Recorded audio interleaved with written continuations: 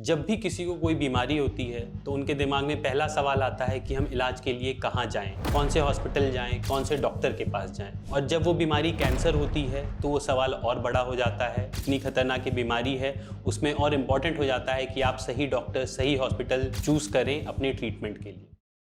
Government hospital में 2-3 type के patient हमने देखे हैं जो वहाँ पे जाते हैं, वेट करते हैं। एक तो है जिनके पास पैसे एकदम भी नहीं हैं, तो उनके पास वहाँ नंबर लगवा के इलाज करवाने के अलावा अनफॉर्चुनेटली कोई ऑप्शन नहीं है, तो वो ज़्यादातर केसेस में वही करते हैं। कुछ ऐसे पेशेंट होते हैं जिनके पास थोड़े बहुत पैसे हैं और वो उनके पास इतने ज़्यादा पैसे भी नहीं है कि वो एक प्राइवेट हॉस्पिटल का पूरा खर्चा उठा पाएँ। उनको ये सलाह है कि वो अपना ट्रीटमेंट कहीं बाहर से या अपना जो डायग्नोसिस होता है बाहर से स्टार्ट करवा लें और एम्स में नंबर लगाए रखें, ताकि जब एम्स में नंबर आ जाए तो आपका ट्रीटमेंट फटाफट स्टार्ट हो जाए।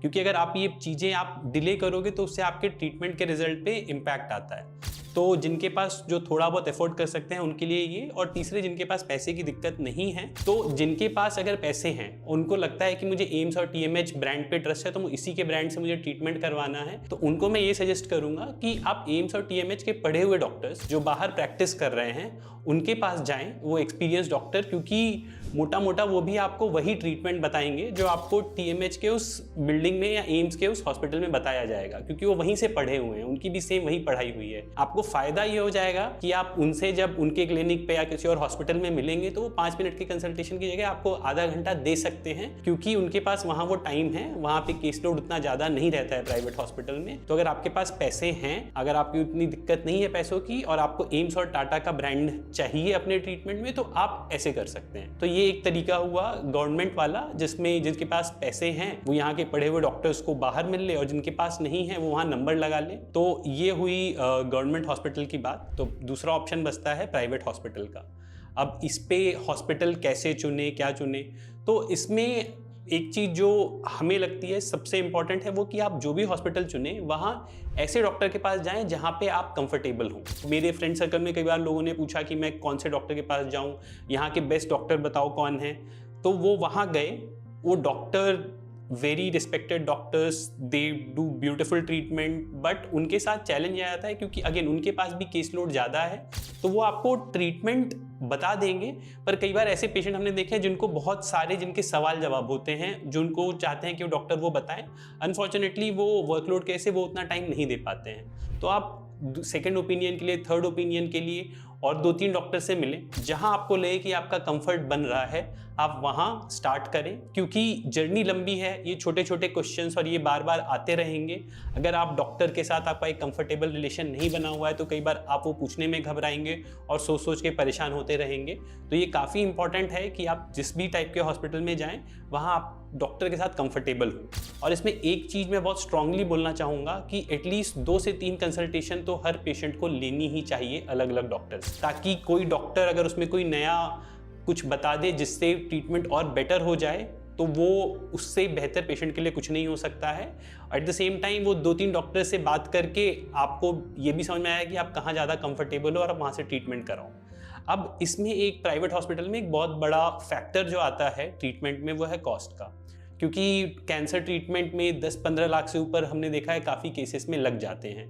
तो इसमें अब आपको अपने बजट के हिसाब से देखना है कि आप कितना ट्रीटमेंट कहाँ से लेंगे। कई पेशेंट हमने ऐसे देखे हैं जिनके पास 10 लाख तो नहीं है पर 5-6 लाख रुपए हैं इलाज करवाने के लिए, तो वो क्या करते हैं कि वो एक 200-300 बेड के बड़े हॉस्पिटल की जगह 50-100 बेड वाले हॉस्पिटल में जाते हैं, जहाँ पे वो सेम इलाज उनको करीब 30-40% कम खर्चे में हो जाता है। कई ऐसे प्रोसीजर्स होते हैं जैसे कीमोथेरेपी, इम्यूनोथेरेपी, जो काफ़ी लंबे टाइम तक चलते हैं पेशेंट की जर्नी में।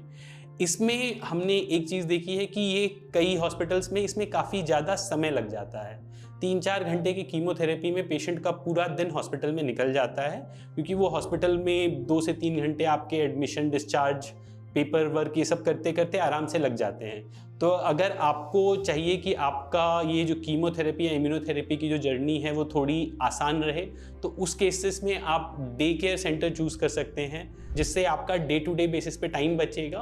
उसका दूसरा फ़ायदा ये भी होता है कि आप कई बार एक बड़े सेटअप में जाते हो तो आप बहुत ओवरवेल्म हो जाते हो। उतना बड़ा वो हॉस्पिटल देख के आपको लगता है आप बीमार हो, पर ऐसे छोटे हॉस्पिटल्स में, डे केयर सेंटर्स में, जहाँ थोड़ा और फ्रेंडली टाइप का माहौल रहता है, आप वहाँ जाते हो तो आपको पता भी नहीं चलता है कि आपका ट्रीटमेंट स्मूथली हो रहा है। और उसका दूसरा एडवांटेज तो रहता ही है कि ऐसे हॉस्पिटलों में जनरली जो खर्चा रहता है वो थोड़ा कम रहता है compare to bigger corporate hospitals. तो वहाँ पे अगेन आपके लिए क्या इंपॉर्टेंट है, कन्वीनियंस चाहिए आपको थोड़ा अफोर्डेबल प्राइस चाहिए, तो आप ये देखें। अगर आपको है कि आपको बड़े हॉस्पिटल का कंफर्ट चाहिए तो आप ये सेलेक्ट करें। तो ये छोटे सेटअप का और डे केयर सेंटर्स का एक और फ़ायदा होता है कि वहाँ पे थोड़ा पेशेंट को घर जैसा माहौल मिलता है, क्योंकि उतना बड़ा सेटअप नहीं है। आपकी सारी चीज़ें उसी एक जगह पे हो जाती हैं। आपका एडमिशन से लेकर डिस्चार्ज तक आपकी सारी टीम, छोटी सी टीम है, आप जिसको जानते हो, तो आपको थोड़ा घर जैसा माहौल लगता है और आप आराम से आ जा सकते हो वहाँ पे। आपका ज़्यादा समय वेस्ट नहीं होता है काफ़ी एडमिशन डिस्चार्ज के प्रोसेसेस में। तो ये एक फ़ायदा और होता है डे केयर सेंटर्स का और छोटे हॉस्पिटल्स का, जहाँ पे आप अगर ट्रीटमेंट करवा रहे हो कीमोथेरेपी, इम्यूनोथेरेपी। तो एक बहुत ही इंपॉर्टेंट पॉइंट और है जो काफ़ी पेशेंटों के दिमाग में है, वो कैंसर रिलेटेड नहीं है, वो किसी भी ट्रीटमेंट को लेके एक जनरल जो दिमाग में रहता है कि हम हॉस्पिटल जाएंगे तो हॉस्पिटल हमें लूट लेगा। ट्रांसपेरेंसी को लेके काफ़ी ज़्यादा पेशेंट परेशान हैं। उनको बताया कुछ जाता है, पर जब तक वो डिस्चार्ज होते हैं उनका बिल थोड़ा और बढ़ जाता है। अब कई केसेस में ये हॉस्पिटल के लिए पॉसिबल होता है एक्यूरेटली बताना, कई केसेस में नहीं होता है। तो उसमें आप इसका ध्यान रखें कि आप जितने सवाल पूछ रहे हैं, आप जितने क्वेश्चंस, डाउट्स पूछ रहे हैं, उस पर अगर सामने वाला आपको उतने आंसर दे पा रहा है ट्रांसपेरेंटली, तो आपकी जर्नी मोर ट्रांसपेरेंट रहेगी उस हॉस्पिटल में, बजाय कि जहाँ पे आपके सवालों को उतना इंटरटेन नहीं किया जा रहा है। क्योंकि ये एक बहुत बड़ा डिससेटिस्फैक्शन का रीज़न देखा है हमने कई पेशेंटों में कि वहाँ पे इलाज शुरुआत तो कर लेते हैं, बट जैसे जैसे ये बिलिंग में, स्पेशली बिलिंग में जब ये ट्रांसपेरेंसी का इशू आता है तो उनकी जर्नी थोड़ी ख़राब हो जाती है। तो उसमें आप ऐसा प्रोवाइडर चुने जो आपके क्वेश्चंस को पेशेंटली सुने, उसका आंसर करे। एक और बहुत इंपॉर्टेंट चीज़ है कि कैंसर की जर्नी में पेशेंट को कई बार छोटे छोटे डाउट आते रहते हैं। तो आप ऐसा सर्विस प्रोवाइडर अगर चुनते हैं जो आपको ऑन कॉल सपोर्ट दे पाता है आपकी ये छोटी छोटी क्वेरीज़ के लिए, तो इससे आपकी हॉस्पिटल की विज़िट काफ़ी कम हो जाती है। हमने काफ़ी देखा है कि पेशेंट को कौन सी दवाई लेनी है, थोड़ा माइनर सिम्टम हो रहा है तो उसके लिए कुछ अगर बता दो। कई ऐसे केसेस होते हैं जहाँ पे इसमें हॉस्पिटल लाना इंपॉर्टेंट है, तो वहाँ तो लेके ही जाएं। पर अगर ऐसी छोटी क्वेरीज है जहाँ पे आपको लगता है कि कोई ज़्यादा बड़ा पेशेंट को दिक्कत नहीं हो रही है, पर अगर हॉस्पिटल एक्सेसिबल रहता है ओवर द कॉल, तो उससे आपके ये काफ़ी विजिट्स कम हो जाते हैं और जर्नी थोड़ी और आसान हो जाती है। होप मैं आपके कई क्वेश्चंस का आंसर कर पाया हूँ, जिससे आपकी जर्नी प्लान करना थोड़ा आसान हो जाए।